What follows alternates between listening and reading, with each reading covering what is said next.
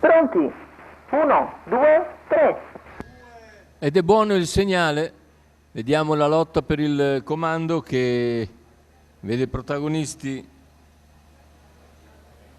alla corda Velox Mail, più all'esterno Zastavadaghi, che deve adeguarsi al largo per il momento. Velox Mail in vantaggio sul finire della piegata, ha respinto Zastavadaghi che deve ripiegare in terza posizione. C'è stato in seconda posizione intanto numero si è sistemato 7 Zara Zibellino F Matto. squalificato. La squalifica per Zara F e all'esterno la progressione per The Best of Glory, che è stato molto più sollecito di Volvera S nella giravolta. The Best of Glory per ora è a metà gruppo e davanti Velox Mail va via comunque a discreta andatura e sembra volersela giocare al comando.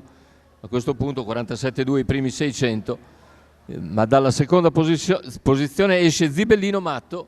Zibellino Matto lascia la seconda posizione e va all'attacco, mossa di Jessica Pompa che cercava di rilevare al comando Velox Mail, che invece intende correre davanti, e così si ritrova scoperto all'esterno da una comoda seconda posizione alla corda, e ne guadagna invece Zastavadaghi, che si ritrova in seconda posizione direttamente alle spalle di Velox Mail dopo 1 km 1:17,2.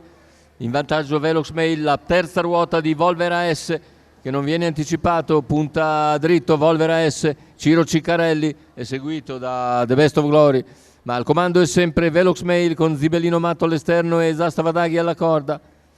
Cavalli che stanno per completare la penultima piegata. Volvera S ora insiste,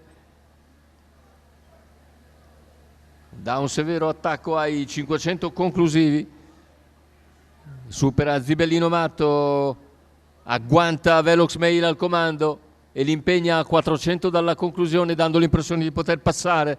Velox Mail vende cara la pelle comunque. C'è anche Zarda che è spostato all'esterno e Zarda va direttamente in schiena a Volvera S, che ha liquidato ormai il leader e ora si presenta nettamente in testa in retta d'arrivo. Volvera S che allunga ancora.